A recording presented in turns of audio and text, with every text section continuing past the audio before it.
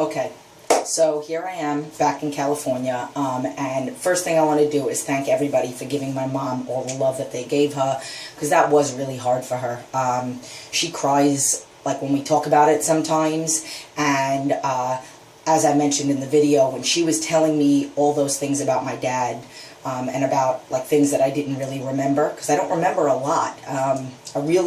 I didn't realize how much of it I blocked out, and then a lot of old things were rehashed, but I was begging her to tell me.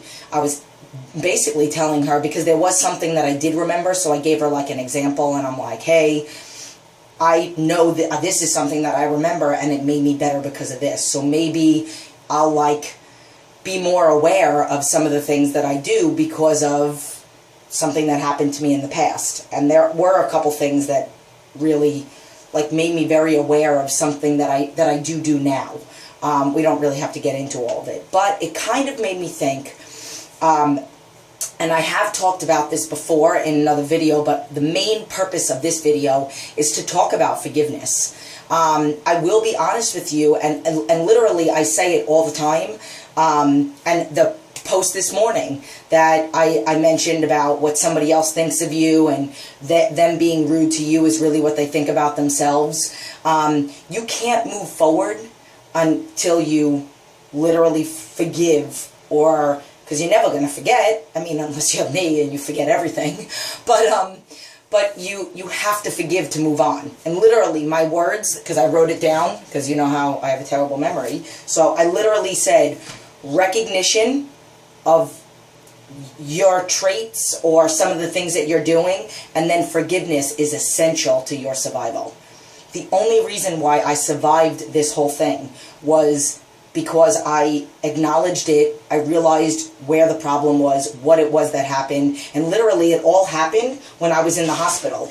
And you guys know that like I had a nervous breakdown, as my mom explained, and whatever, and I checked myself into the hospital, and for a week, because I was in there for 7 days, for a week, from November 2nd to November 9th, I literally was like drawing pictures and taking it back to my childhood and understanding everything and what bulimia was, and a control issue, and about how that was, I felt like I actually had control of something when I really didn't, because my whole life I didn't have control of anything.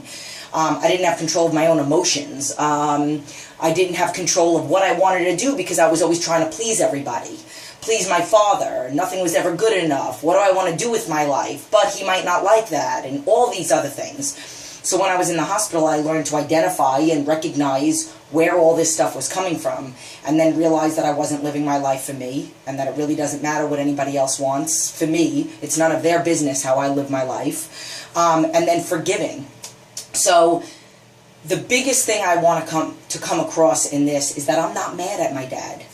And I talked about him in the last video, and about how mean he was, and he was mean.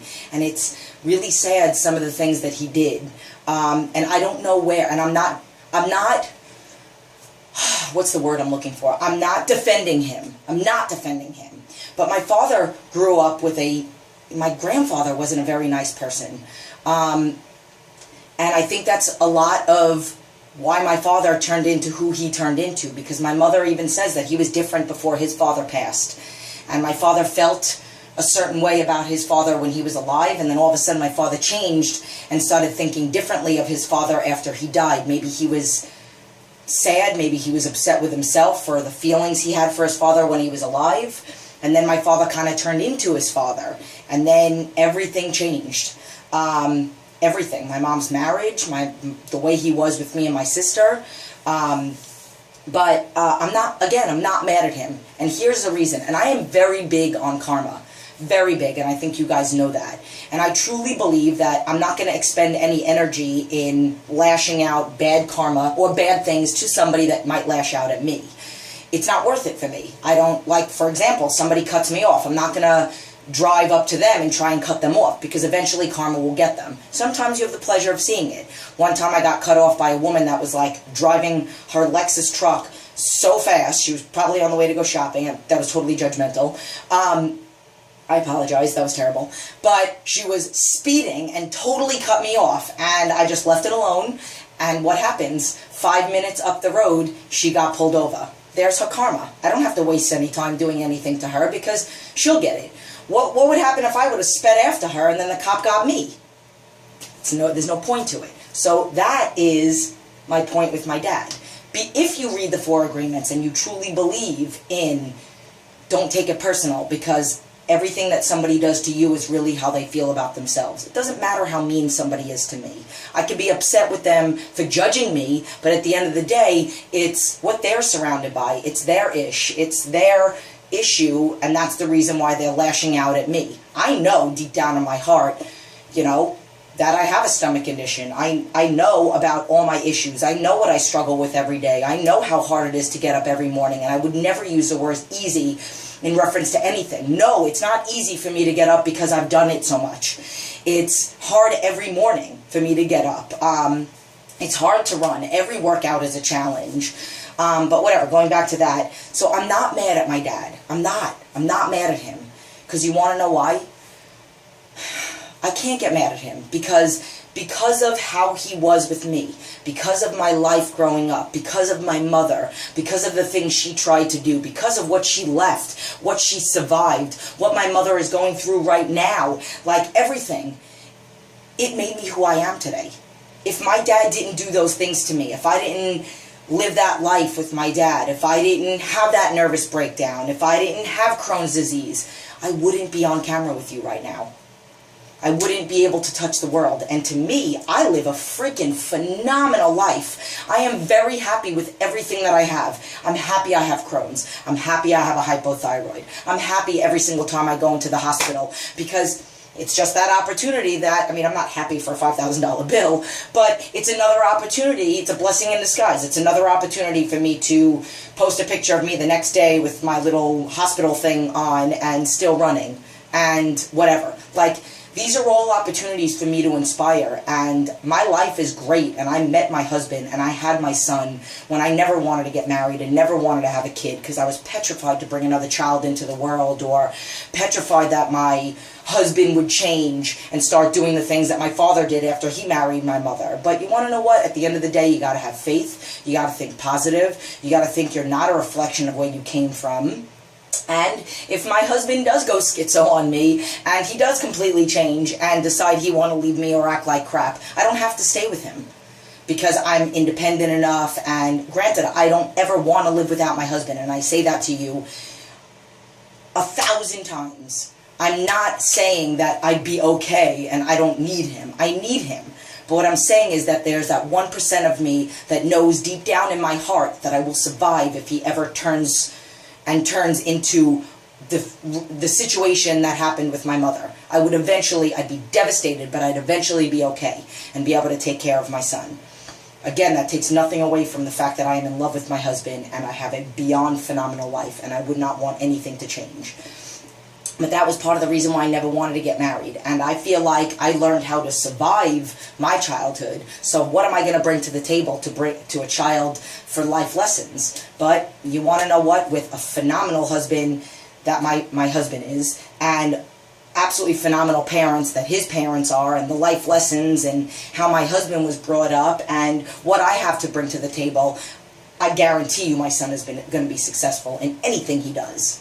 I refuse to let him because I don't use the words I can't, and I did a video on how we speak to our kids, and instead of worrying so much about saying S-H-I-T on to them, we should worry about saying can't in front of them, but whatever. So, again, going back to that, I am not mad at my dad. I am not. I am okay with it. I am happy that everything happened to me because look at where I am now. How can I not be happy of what has happened to my life because of that? They always say the strongest people are the people that come from the hardest times. And I'm glad that I'm strong. I'm glad that I can inspire one person. And at the end of the day, karma is getting my father every day. Every day that man has to live with what he did to his daughter, what he did to his daughters, what he did to his life, how he doesn't get to see his grandkids. You know, my father has health issues, and I talk to him every now and then, and I'm okay, and I'm at peace with it, and I do say I love you to him, and my father has met my son once, I think, or maybe twice. Once when my son was 11 months old, he came to visit out here, no, when my son was 2 months old. He came out here to visit, and then I believe, I can't remember, I believe one time my father met him, yes, when he happened to be in New York, when I was visiting my sister, and that might have been when he was like 2. Yes, he did. So my father met my son twice. But again, at the end of the day, I don't have to punish my dad, because he's being punished right now. Every day, he has to wake up feeling guilty, feeling sorry, thinking about what he did, whether he remembers it or not, because you want to know what? If you ask my dad right now, you can call him up and say, hey, Mr. Russo, how do you feel about your daughter? And he'll say now that he's proud of me, even though I'm a personal trainer, even though I don't call myself that, I call myself a health coach. When back in the day, he said he'd be embarrassed to admit about his daughter being a personal trainer. He'd say he's proud of me. Hey, so what about the way that, her childhood was, and, you hitting her and stuff like that? Oh, I never laid a hand on my daughter. He'll say that because he's in complete denial. But I can't make him think anything. I spent so many times in so many journals writing to him, and I do talk to other people about this and teach them about coping skills, that you can't change somebody. So I'll never get my father to understand how bad it was. He knows that it's pretty bad because he doesn't get to talk to me every day. He doesn't get to see me. He knows how I feel about him. My father and I went a year without talking, and then 9 months without talking. We lived in the same house, and I didn't talk to him for almost 9 months. When I lived in the same house as my father, he didn't say a word to me. He did the same thing to my mother. He has to live with those things, whether he remembers some of them or he doesn't. But overall, I don't really think my father's a very happy person. So he doesn't need to be punished anymore. He's being punished enough. But getting back to what I was saying, I had to write I had a whole journal, and this was something that the hospital taught me. I had a whole journal. I had journals about different things in my life, but I had one whole journal that was just me talking to my dad.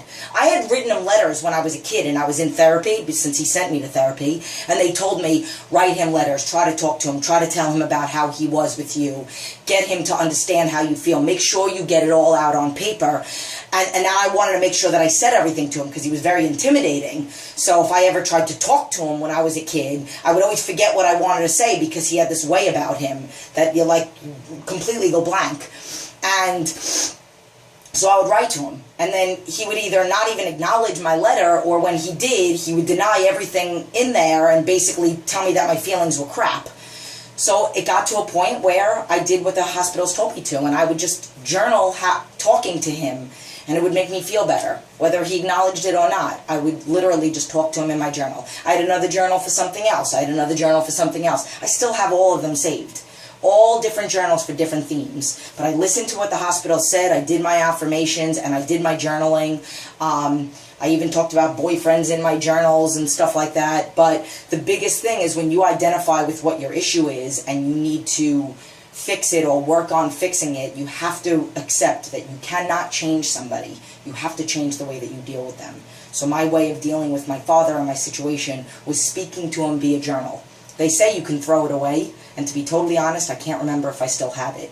But when you finish that chapter of your life, you're supposed to burn it and throw it away. And I don't remember if I did. I think I was in such peace with it afterwards, and starting a new chapter of my life and doing stuff that I wanted to do and not caring what anybody else, and I was finally getting healthy. I was determined to get off medication, all that other stuff for my Crohn's. So I was okay with that. So that's the theme of this. Really briefly, somebody sent me a message about kind of like how I did a video about me prepping for my travel, and she asked